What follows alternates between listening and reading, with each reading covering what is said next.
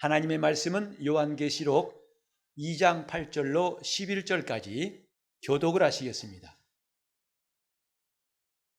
서머나 교회의 사자에게 편지하기를 처음이요 나중이요 죽었다가 살아나신 이가 가라사대 내가 내 환난과 궁핍을 아노니 실상은 내가 부요한 자니라. 자칭 유대인이라 하는 자들의 회방도 아노니 실상은 유대인이 아니요 사단의 회라. 내가 장차 받을 고난을 두려워 말라. 볼지어다 마귀가 장차 너희 가운데서 몇 사람을 옥에 던져 시험을 받게 하리니 너희가 11일 동안 환난을 받으리라. 내가 죽도록 충성하라. 그리하면 내가 생명의 멸류관을 내게 주리라. 귀 있는 자는 성령이 교회들에게 하시는 말씀을 들을지어다. 이기는 자는 둘째 사망의 해를 받지 아니하리라. 아멘. 부활절에 부활의 소망 가지고 예배하는 여러분 심령에 주의 생명 그 능력이 또 평안이 가득하시기를 예수 이름으로 축복합니다. 아멘. 예수님이 부활하셨습니다. 아멘.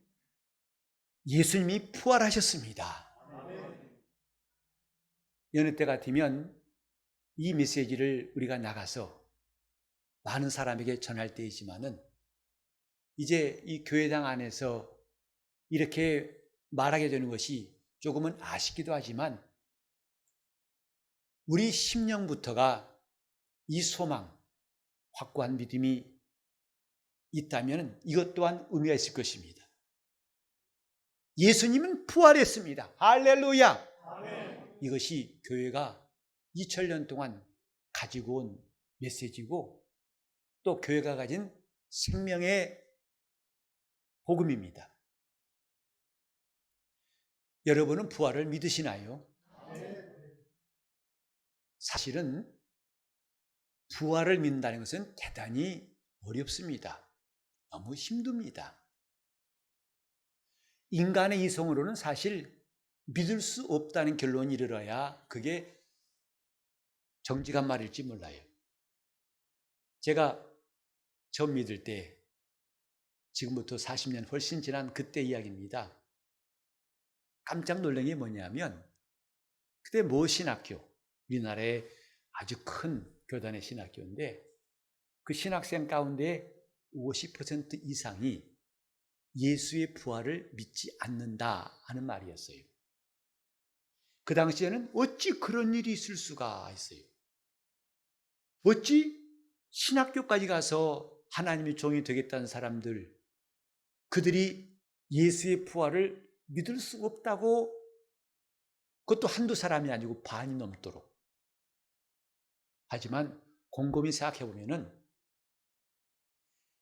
길을 잘못 들면은 그런 결과가 나올 수밖에 없어요. 차라리 믿지 않으면서 믿습니다 하는 것보다는 나을지 몰라요.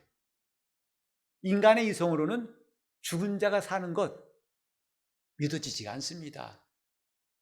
저도 많은 성도들의 장례를 치르면서 그들이 남긴 유품을 장사하면서 마침내 땅에 묻고 혹은 화장함으로써 형체가 사라진 모습 볼 때에 인간의 이성으로는 어떻게 사람이 살 수 있겠는가?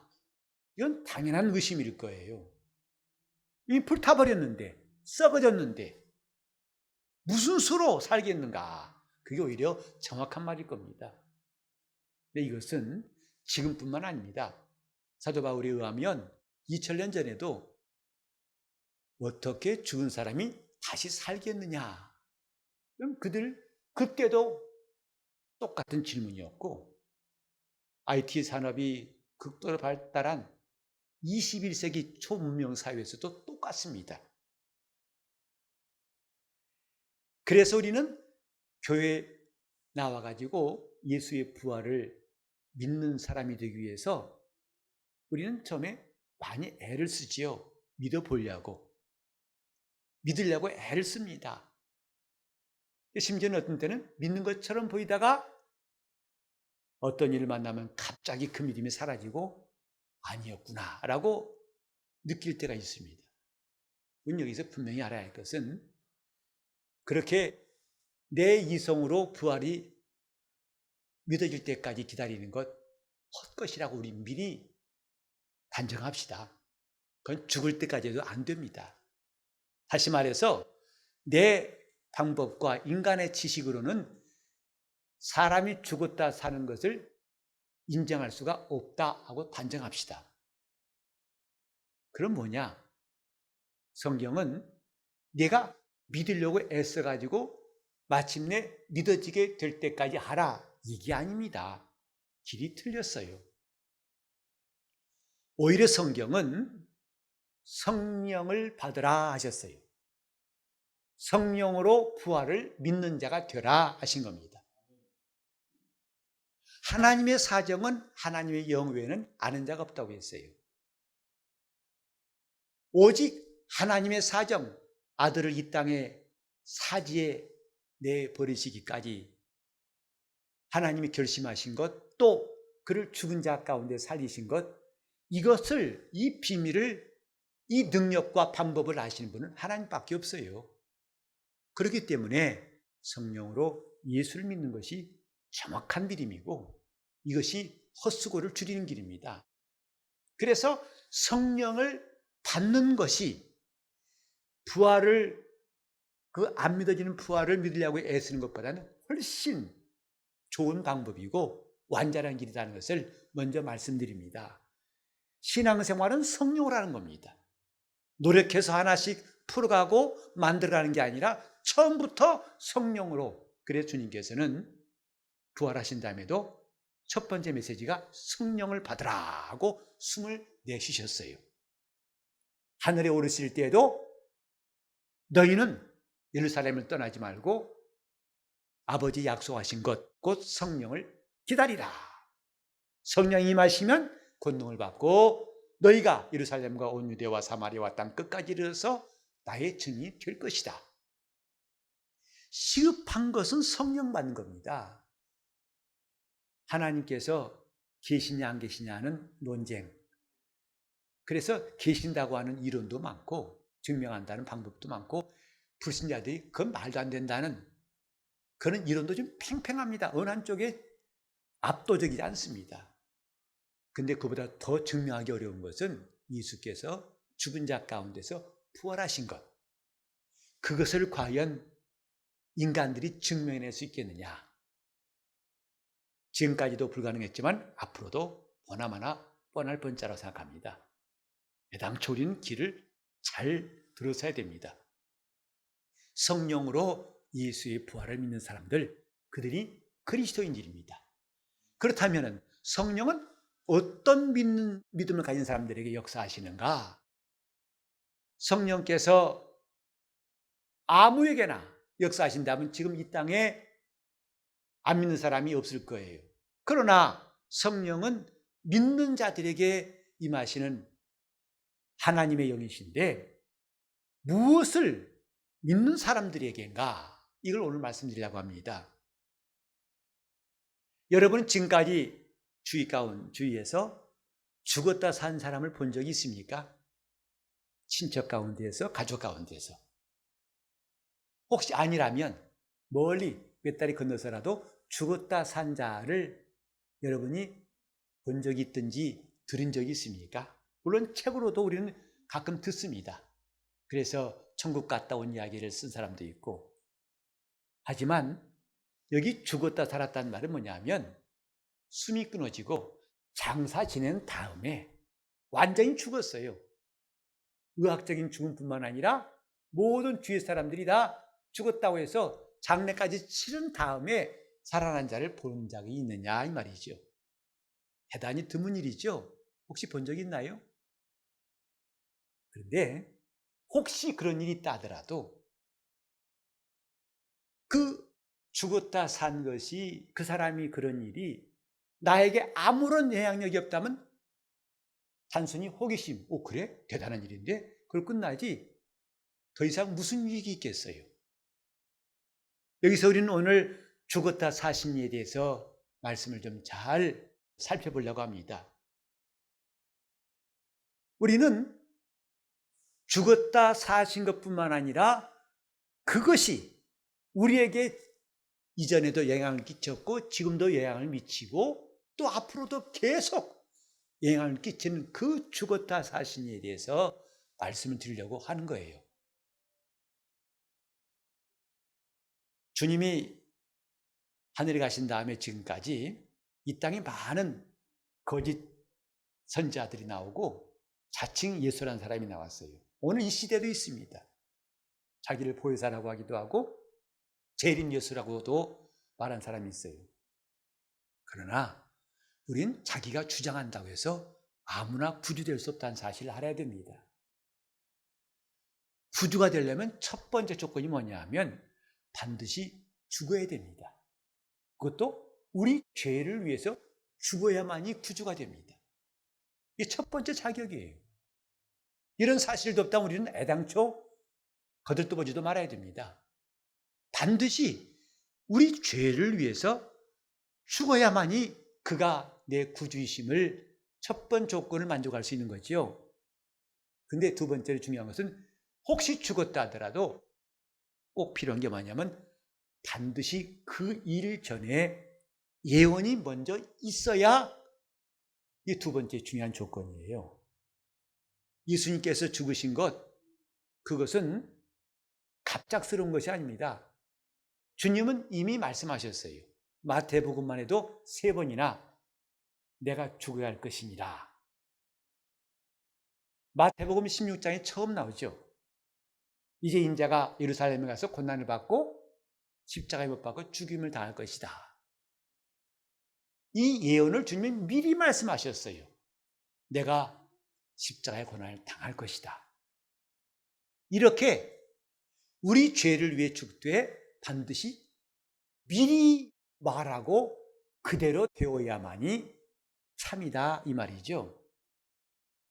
그리고 세 번째로 조건은 뭐냐 하면 반드시 죽은 자 가운데 살아나야, 그래야만이 구주될 수 있습니다. 왜냐하면 그래야 우리를 의롭다고 할 수 있어요. 대신 죽었다고 해서만 구주되는 것이 아니라 반드시 살아야만이. 그래서 로마서 4장 25절 이런 말씀이 있죠.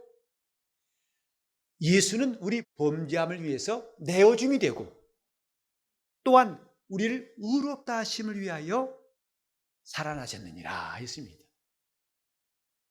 그 말씀은 뭐냐면 예수님이 부활이 없다면 우리는 의롭다 받을 길이 없어요. 우리가 스스로 의롭다 할 수도 없고 대신 죽었다고 해서 그것을 증명할 방법이 없어요. 우리를 의롭다 하심을 위해서 죽었다는 증명은 부활로서 가능한 것이지요. 그래서 기독교에서 부활의 신앙은 핵심 중에 핵심이에요. 예수님의 공생애 가운데 부활은 절정이고 가장 중요한 사건입니다. 아무리 예수께서 십자가의 고난을 당하셨다 할지라도 부활이 없다면 그건 그의 죽음인지 그를 위한 죽음인지 우리를 위한 죽음인지 분간할 길이 없고 증명할 길이 없어요. 그러나 예수께서 사흘 만에 부활하심으로 그는 자기 죄 때문에 죽으신 것이 아니라 그는 죄 없는 분이셨는데 다른 사람을 위해 죽으셨다는 것을 비로소 증명하시고 그 부활로 말미암아 우리는 의롭다움을 받게 되는 거예요. 오늘 저와 여러분이 이 부활의 감격적인 소식을 평생 기억하고 하나님께 감사하는 이유는 부활 때문에 우리는 하나님께로부터 의롭다 하심 받았다는 사실입니다. 나를 의롭다 하신 자가 누굴까? 로마서 8장 34절에 보면 이런 말씀이 있어요. 우리를 의롭다 하실 뿐만 아니라 다시 살아나신 이는 예수 그리스도시다. 그는 하나님 우편에 계신 자다. 나를 의롭다 하신 분은 하나님이시다. 이것이 얼마나 큰 담대함입니까? 대한민국 법정에서 의롭다 받은 것과 비교할 수 있겠습니까? 대통령이 나를 죄 없다고 한 것과 과연 비교할 수 있느냐고요. 우리 영혼의 담력은 뭐냐면 의롭다 하신 이는 하나님이시니 나를 의롭다고 하신 이는 다름 아닌 하나님이시니 그래서 우리가 사망도 이길 수 있고 죽음을 두려워하지 않을 수 있는 이유가 되는 겁니다. 예수는 우리 부활, 우리 의롭다 하심을 위해서 부활하신 구주시라는 것이 부활절을 맞이하는 우리에게는 정말 감격스럽고 감사한 거 아니겠습니까? 저는 예루살렘에 가서 예수님의 무덤에 들어간 적이 있어요. 그 무덤은 성 밖에 아주 야산에 꾸민 것도 없는 그냥 낡은 야산이에요. 근데 그 바위 가운데 파는 무덤입니다. 그 들어가 봤더니 텅 비어 있어요. 그리고 바위 그 벽에다가 성경 구절이 써 있더군요. 그는 여기 계시지 않고 살아나셨느니라. 그걸 읽는 순간에 얼마나 큰 감동이 오든지. 그는 여기 계시지 않고 살아나셨느니라. 또 천사가 말했죠. 어찌하여 산 자를 죽은 자 가운데서 찾느냐. 그 감동을 저는 잊을 수가 없어요. 내가 그리스도인 됐다는 것이 얼마나 감사한 일인지. 예수 그리스도의 무덤은 세상에 없습니다. 이것이 그가 부활했다는 증거로 성경은 말씀하고 있어요. 어떤 거짓말하는 사람들은 예수의 시체를 몰래 훔쳐다가 저자들이 장사했다고 그러는데, 당시 로마 총독이 자기의 권위로 무덤을 봉헌하는데 누가 빼내갑니까? 하나님이 살리신 예수. 그래서 그분은 이 땅에 계시지 않고 다시 살아나셨다. 왜? 우리의 의롭다함을 위해서. 나를 의롭다 하신 이는 하나님이십니다. 우리가 죄 가운데 방황하고 힘들할지라도 이것 때문에 나를 의롭다 하신 이는 하나님이시기 때문에 우리는 다시 일어설 수가 있고 주 앞에 나와서 은혜 입을 수 있는 거 아니겠습니까? 그것이 바로 예수의 부활로 말미암아 되어진 일이다 이 말이지요. 여러분, 우리 양심이 아무리 내 죄를 이기려고 결심하지만 이길 수 없던 거 경험하셨지요? 죄의식 때문에 몸부림치며 머리를 아무리 도리질치면서 아니라고 잊어버리고 싶다. 담배를 피우고 술 먹으면서 잊어버려도 안 되지요. 그런데 예수께서 우리를 의롭다 하심으로 그 문제는 다 해결된 거예요. 예수의 부활하심. 마지막 네 번째로 구주의 조건이 뭐냐 하면 지금도 살아서 우리에게 말씀하시고 역사하셔야만 그가 우리의 구주예요. 오늘 읽은 본문은 이걸 다 포함하고 있어요. 예수께서 서머나 교회에 말씀하실 때에 자기를 소개하신 말씀이 죽었다가 살아나신이라고 말씀하셨어요. 다름 아닌 주님 자신이 자기를 소개하신 말씀이에요. 나는 죽었다가 살아난 자다. 그 죽음이 어떤 죽음이었는가? 미리 예언한 대로 또 우리 죄를 위해 죽으실 뿐만 아니라 죽은 자 가운데서 살아나셔서, 그분이 살아난 것 자체로 끝나버렸다면 기독교가 아닐 거예요. 그분은 이제 교회들에게 말씀하신다. 그분이 이르시되 했어요. 서머나교회 사자에게 편지하기를 처음이요 나중이요 죽었다가 살아나신 이가 가라사대. 우리가 주님의 부활을 믿는다면 그분이 지금도 말씀하신다는 사실을 인정해야 됩니다. 그래서 그 말씀을 가지고 있는 게 주님의 교회예요. 이 읽은 성경 마지막에도 귀 있는 자는 성령이 교회들에게 하신 말씀을 들을지어다 했어요. 이 세상에서 하나님의 음성을 들을 수 있는 유일한 곳, 지금도 그분이 말씀하시는 것을 들을 수 있는 유일한 곳, 예수 그리스도의 교회입니다. 성령께서 교회들에게 하셨던 말씀이 아니고 지금도 하시는 말씀을 들을지어다 그랬어요. 오늘 우리는 부활이라는 감격, 그것을 남의 이야기처럼 그래서 주님이시니까 부활하셨지 뭐, 참 주님 좋으시겠다, 이걸로 멀찌감치 뛰어놀 사건이 아니라 부활을 믿는 사람이 되게 하신 이 성경의 가르침을 우리가 기억하면서 우리는 다음과 같은 세 가지를 좀 마음에 다짐하려고 합니다. 예수님이 죽은 자 가운데서 살아나셨습니다. 그분은 부활하셨습니다. 그렇다면 이제 우리가 해야 할 일은 뭘까? 그냥 이 부활절 그저 함께 찬송하고 오늘 부활절이야 감사해. 감사해. 아유 주님 부활하셨대. 이 정도 끝날 것인가? 이제 우리가 해야 할 일이 뭐냐면 첫 번째로 자기 영혼을 아무에게나 맡기지 말자 이 말이죠. 내 영혼은 정말 소중한 존재입니다. 그래서 성경에도 다른 이로서는 구원을 얻을 수 없나니 라고 사도행전 4장 12절에 말씀했습니다. 그 말은 무슨 말입니까? 다른 사람에게, 다른 신에게 가서 구원을 요구하지 말라. 이미 10절에도 말씀했죠. 우상에게 절하는 자. 그래서 우상을 만들고 그에게 절하는 자는 하나님이 정말 싫어하시고 버리신다는 거예요. 왜 그러실까요? 그 우상, 그 다른 신은 너희를 구원할 수가 없다. 정말 구원할 수가 없다. 그러니 영혼을 함부로 맡기지 말라. 귀신에게 절하지 말라는 것은, 우상에게 절하지 말라는 것은 다른 이로서는 구원받을 수 없기 때문에 그분이 우리에게 진실을 말씀하시는 거예요.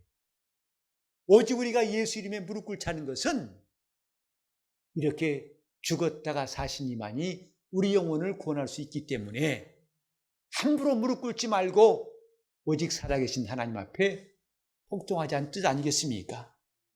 우리는 우리 영혼을 죽었다 살아내신 분에게 맡기십시다. 그것이 우리의 신앙이에요. 아무에게나 여러분 이 목숨을 아무에게나 맡기시겠습니까? 저는 놀이동산 가가지고 아주 스릴 있는 놀이기구를 참 좋아해요. 그래서 저는 웬만하면 다 탔습니다. 우리나라 것 다 마스터했고 해외 가서도 하려고 좀 진행 중이에요. 그 높이에서 쫙 떨어지고 얼마나 신납니까? 근데 집사람은 정반대예요. 어떻게 기계한테 목숨 맡겨? 사고 나다가 만약에 저는 그때만은 담대함을 어디서 갖고 왔는지 모르겠지만 또 타고 싶어요. 근데 사실 그 말이 맞는 말이에요. 기계 고장 날 수 있어요. 그죠? 그래서 우리는 목숨을 아끼려고 아예 안전하게 이 가운데에서도 그런 것은 위험한 건 타지 맙시다 하신 분이 있을 거예요. 목숨도 이렇게 아무에게나 믿지 못하는 기계에게 안 맡기려 하거늘 영혼을 함부로 맡길 수 있겠습니까? 영혼은 주 예수께 맡깁시다. 아멘. 죽었다 살아나신 이에게 맡기는 것이 가장 안전한 거 아니겠습니까? 아멘. 그래서 우리가 예수를 믿는 겁니다. 아멘. 자, 내 영혼 오직 예수께 맡기자. 시작. 내 영혼 오직 예수께 오직 그분께 맡긴다는 그 진한 고백을 우리는 예배를 드림으로 주 앞에 다 공개하는 거 아니겠습니까? 우리 예배를 받으실 분은 예수밖에 없다. 두 번째로는 성령으로 그 말씀을 듣고 순종하는 게 중요합니다. 그분이 살아나셨는데 그럼 그분은 지금 잠잠하시느냐? 아니요. 하나님은 옛적에는 선지자들로 말씀하시고 이 모든 날 마지막에는 아들로 친히 말씀하신 분이라고 했어요. 그러니까 성경이 가르친 게 뭐냐면 하나님은 누구시냐? 살아계신 분이신데 말씀하시는 하나님이시다. 누구시라고요? 말씀하신 분이에요. 그분은 입을 닫고 침묵하신 분이 아니라 말씀하시는 분. 그래서 신앙생활은 그 말씀하시는 분의 음성을 듣고 가는 것이 가장 정확하고 가장 올바른 길이라고 우리는 성경에서 배웁니다. 그래서 우리는 그분의 말씀, 죽었다가 살아나신 이의 말씀을 사모한 사람이 됩시다. 그 말씀을 듣고자 하고 그 말씀에 귀를 기울이고 그 말씀에 고지를 듣고 그 말씀을 사모하고 그 말씀을 의지하고 그래 그를 따라한 사람이 부활의 신앙을 가진 사람 아니겠습니까? 예수 말씀하셨죠? 내 양은 내 음성을 들으며 나는 저를 알며 저는 나를 따르느니라. 우린 다 주님을 따르자고 결심했고 또 따르고 싶은 마음이 지금도 있어요. 근데 그분의 음성을 듣지 못하면 따를 수가 없겠지요. 그분을 따르려면 먼저 그 음성을 들을 줄 알아야만 되겠습니다. 이 성경에도 귀 있는 사람은 성령께서 교회들에게 하신 말씀을 들을지어다. 저는 우리 교회를 위해서 성도들 위해 기도할 때마다 빠지지 않고 하는 기도. 우리 교회는 말씀이 살아있고 기도가 살아있는 교회가 되게 하옵소서. 하나님 말씀이 들려오는 교회, 그 말씀이 항상 이 강단에서 들려오는 그런 교회가 꼭 되게 해달라는 기도를 저는 쉴 수가 없어요. 우리가 부활의 신앙이 있다고 말하면 정말 주님의 음성을 듣고 그 음성을 따르는 사람 되는 것이 매우 중요합니다. 마지막 세 번째는 뭐냐면 우리가 정말 부활의 신앙, 예수 그리스도의 죽었다 사심을 믿는다면은 이제는 하나님을 위하여 열매를 맺는 사람이 되자 하는 것입니다. 로마서 7장 4절에 보면은 내 형제들아 너희도 그리스도의 몸으로 말미암아 율법에 대하여 죽임을 당하였으니 이는 다르니 곧 죽은 자 가운데서 살아나신 이에게 가서 우리로 하나님을 위하여 열매를 맺히게 하려 함이라 하셨습니다. 우리가 열매를 맺는 사람이 되는 것이 중요하다 이 말이죠. 그 열매가 무엇일까요? 우리가 참 그리스도인 되는 거 아니겠습니까? 하나님 말씀대로 사는 그리스도인. 그래서 참 신앙인으로 살아가는 것이 무엇일까? 물론 교회 생활도 우리가 잘해야 됩니다. 봉사일도 잘하고 직분도 잘 감당해야 됩니다. 그러나 기독교인은 교회 안에만 사는 사람이 아니고 밖에 나가도 사회생활하게 됩니다. 우리가 믿는 사람으로서 제대로 살아갈 수 있도록 참 신앙인답게 살아갈 수 있는 것이 얼마나 중요한지 새삼 느껴지는 것이 요즘 시대 아니겠습니까? 참 신앙인. 그래서 성경은 주님이 말씀하신 대로 너희는 세상의 빛이라. 세상의 소금이라고 말씀하셨습니다. 우리가 부활의 신앙, 마침내 영광의 주님을 부활한 몸으로 만날 소망이 있다면 이렇게 우리가 열매를 맺는, 하나님을 위하여 열매를 맺는 일, 다시 말하면 우리를 통해서 또 다른 사람들이 그리스도인 되는 것이 열매를 맺는 아주 결정적인 일이라고 할 수 있을 것입니다. 나로 인하여 믿는 사람이 나온다는 것이, 나로 인하여 내 이웃들이 믿음이 견고해지고 그들이 참되신 주님을 끝까지 순종하고 마침내 영생에 온다면 이것보다 더 귀한 일이 있겠습니까? 이 어두운 세상을 밝히는 빛은 예수밖에 없습니다. 이 코로나 사태를 마무리하시고 끝낼 분은 주님밖에 안 계세요. 왜? 그분이 생명이시기 때문에. 근데 그 생명이 우리 가운데 나타나게 하시려고 오늘 우리는 주님 앞에 와 있고 주님 우리를 역사하실 것입니다. 죽었다 사신 이의 생명이 우리 가운데 충만히 드러날 수 있도록. 그래서 예수 그리스도의 부활이 2000년 전에 과거 사건이 아니라 그 부활하신 이의 영향력이 지금도 내게 끼쳐지고, 아니 내가 주 앞에 갈 때까지 그 살아가 계신 이의 역사가 나타날 수 있도록 우리는 부활의 산 증인 되시기를 예수 이름으로 축원합니다. 아멘. 부활의 산 소망, 부활이 없다면 우리가 믿는 것도 헛될 것이고 우리가 전도하는 것도 헛될 것이라고 바울은 말했습니다. 부활이 있기 때문에 우리는 소망이 있고, 부활이 있기 때문에 우리는 전도하여 참 신앙인으로 살아가고 그들을 주 앞으로 이끌 수가 있습니다. 예수 그리스도 죽었다 사신 일을 우리가 믿을진데 이제 주 앞에서 아름다운 의의 열매, 영혼들을 주 앞에서 정말 봉헌할 수 있는 일을 위해 우리가 죽도록 충성하고, 그래서 생명의 멸류관도 함께 얻을 수 있기를 주 예수 이름으로 축원합니다. 기도하실 때 내가 부활의 증인 될 수 있도록, 부활을 믿는 자가 될 수 있도록, 부활의 생명이 나타날 수 있도록 통성으로 기도하시겠습니다. 하나님 아버지, 우리 영원히 주님의 부활을 믿는 성도 삼으심을 감사하오니 이제 부활의 증인으로 우리 영원히 쓰임받기 원합니다. 우리 교회가 예수 그리스도의 부활을 증거할 수 있는 성령 충만한 교회가 되게 하여 주시옵시고, 주님 살아계신 주님을 내 영혼이 크게 찬송하며 감사하며 따르고 순종할 수 있도록 인도하시고 도와주옵소서. 주님 도와주옵소서. 인도하여 주시옵소서. 하나님 아버지, 우리 주 예수 그리스도의 부활을 믿는 성도가 되게 하셨사오니 우리가 이 부활의 소망 가지고 살게 도와주시고 부활의 증인으로 살 수 있도록 인도하여 주옵소서. 우리가 많은 사람 앞에서 예수 그리스도 부활하심을 담대히 말할 수 있도록 거룩한 성도로 살게 도와 주시옵소서. 우리 영혼을 오직 죽었다 사신 이에게 맡기고 일생 동안 의지하겠사오니 주여, 우리 영혼에 항상 말씀하시고 우리를 인도하시고 우리가 주님이 기뻐하시는 의의 열매를 많이 맺을 수 있도록 우리로 인해서 많은 사람들이 그리스도께 돌아오는 역사가 이제부터 시작되게 하여 주시옵시고 예수 그리스도의 부활의 비밀이 있는 우리 교회 삼아 주시옵소서. 주여, 은혜 함께 하시기 원하옵고 예수 이름 받들어 기도를 드리옵나이다. 아멘.